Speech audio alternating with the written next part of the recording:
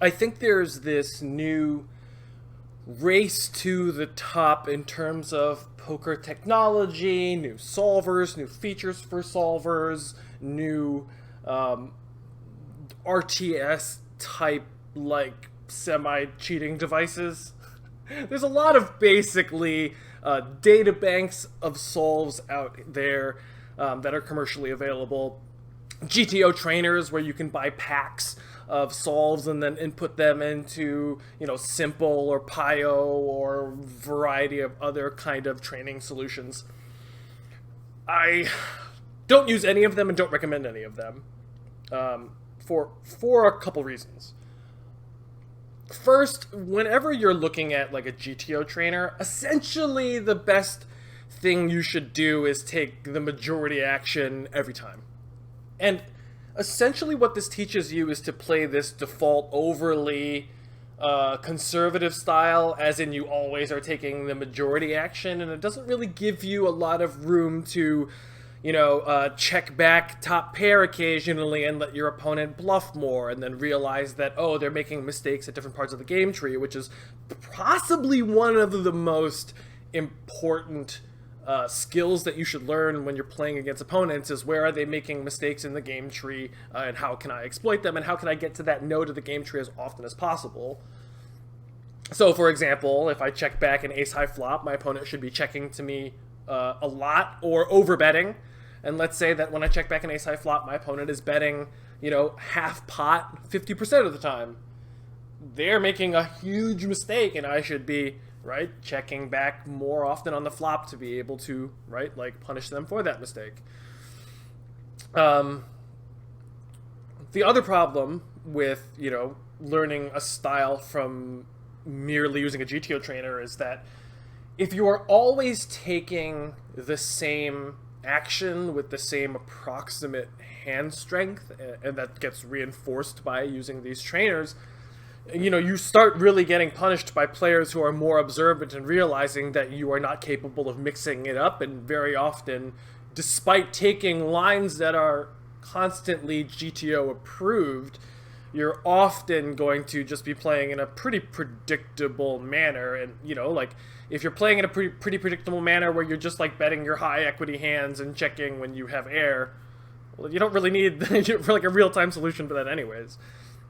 But one of the things is, solvers have a lot of built-in randomization to prevent people from just pigeonholing you for having X or Y blockers and then punishing you for them. So for example, in a spot I 3-bet queens, if let's say I check the flop, my opponent bets and I call, this might be a spot where if I always go call with queens, and I always go fold, call, fold with jacks, or, take whatever other line, my opponent can then look at his hand and say, oh, I have a queen, and so I'm super blocking his calling range, and I know he always folds jacks. So you can really get punished one way or another by having all your, your blockers be played in very, very specific and obvious ways.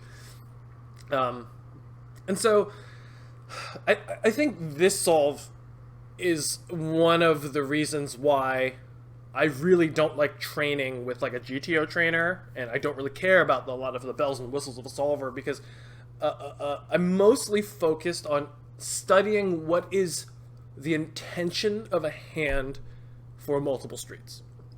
And so when I say intention, that is a double-edged word, mostly because I'm assigning a human motivation to a computer output. It's not very logical, because obviously I'm trying to, superimpose my own brand of thinking over AI. That being said, when I mean intention, I mean when there is this kind of randomization, there is often some method behind the madness and a little bit of kind of consistency through future streets, which allows us to predict why we're taking an action on the flop, which is a really convoluted way of saying you kind of can do everything as long as you know what to do on the turn of the river. So here, let's say We raise on the button and the flop comes ace-9-5 with 2 spades, right? This is a board where you could probably, bet small for nearly your entire range. You could probably play like an 85% bet on the flop with like a small sizing, or you could play like the larger sizing and have more checkbacks kind of strategy if you use, like large sizings and occasional overbets on the flop. And so here, I mostly want to focus on how we're going to play with ace-jack suited. Now, the problem with ace-jack suited, if you are a newbie to solver land, is that it lets you do anything. You could bet small on the flop, you could bet large on the flop, you could overbet the flop, and you can check. That must be very difficult if you are a brand new player. And also, let's say you are using a GTO trainer and it doesn't allow you to play all of these sizings. It might always say, oh, should I just bet or check here? Right?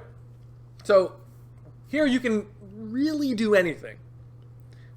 But what you're going to find is that regardless of what line I take with ace-jack, my goal is to still play a medium-ish pot, usually in the ballpark of like a small bet on the flop and then a large bet on a future street, or like 2 medium-sized bets, etc., etc.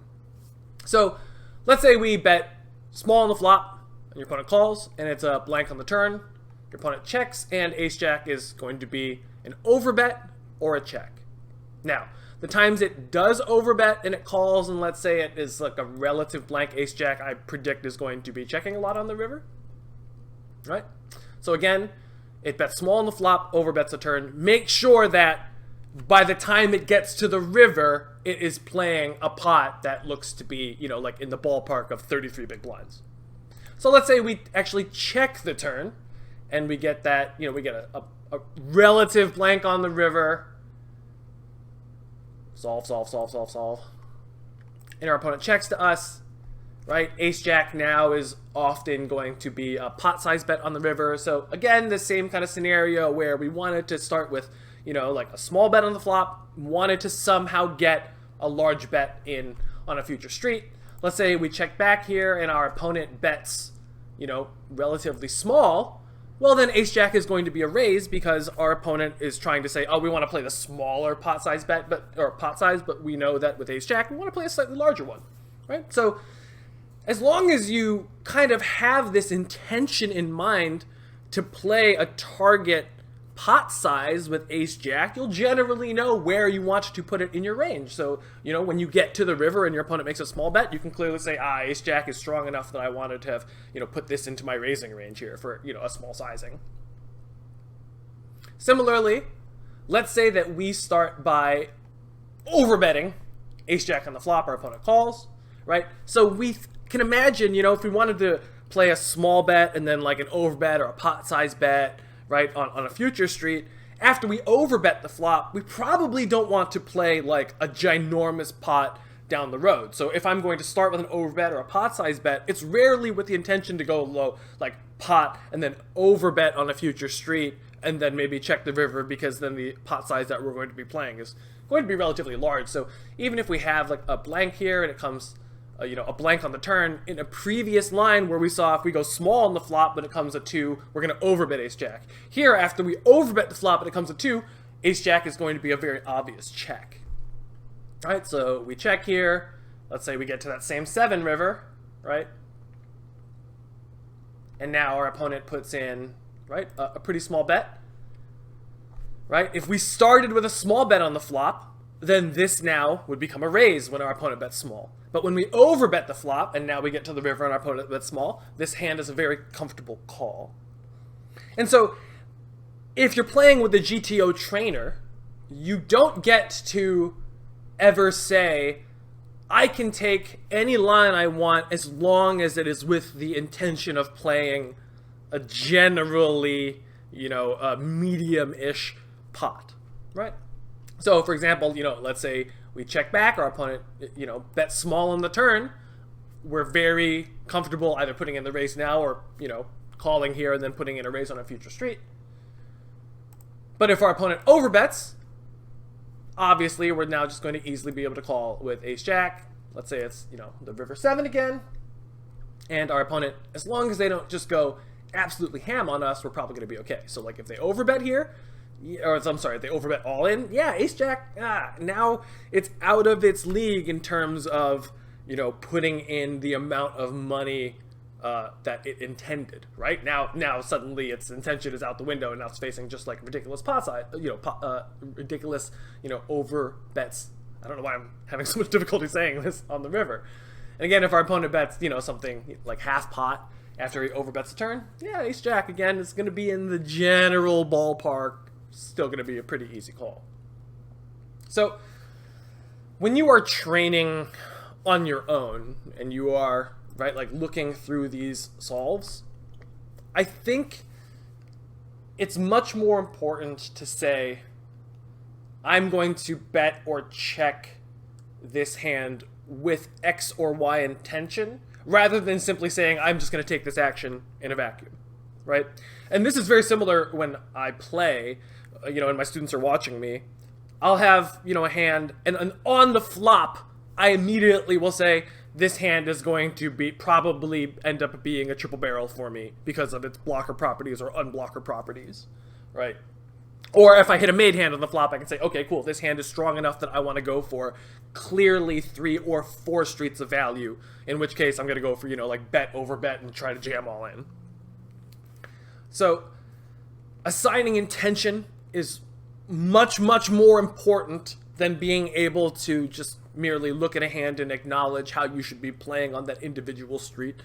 So in terms of your own training, I would much, much, much more severely recommend going into piosolver, bringing up solves, and looking how, different made hands and different bluffs play from street to street, right? And develop this sense of, developing a plan for all of your streets from the flop, right?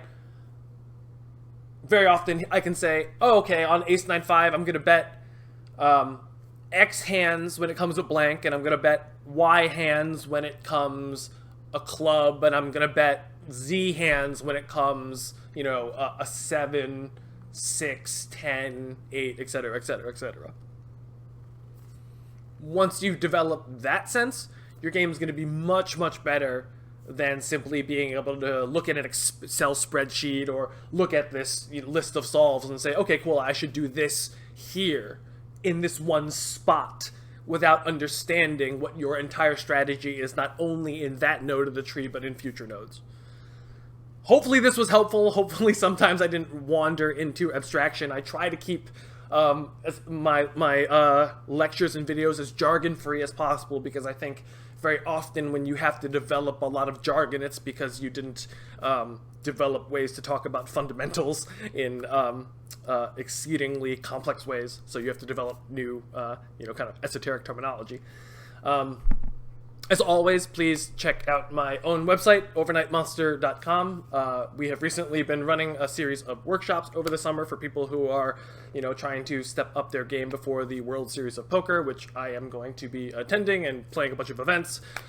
I'm actually not sure if I'm going to be doing too much bracelet hunting, because there's a lot of events that are kind of like, $1,000, $2,000 buy-ins, and, it'd be nice to, like, just win an event just so I can get, a bracelet, but if my expectation in, like a $2,000 buy-in game is 100%, right? And so I'm always going to make $2,000 if I enter.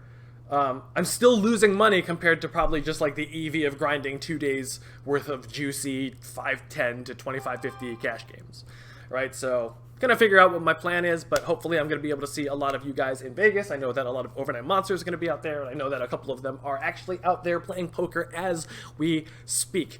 Also, if you are one of my paid students, please, please, please join the study group. I recently just posted a new video. You probably actually got a preview of this lecture beforehand, right? There's been, just like some honestly exceeding results from some of the members. We saw, Charlie recently posted that 30K month after his first week in Las Vegas, which was quite inspiring to all of the live grinders, and actually quite inspiring to me too, because 30K grinding live is nothing to scoff at, no matter how much money you make. So anyways, this is Alvin for Alvin Teaches Poker. Hope you guys are doing well, staying safe. I will catch you guys later. Remember, have intention.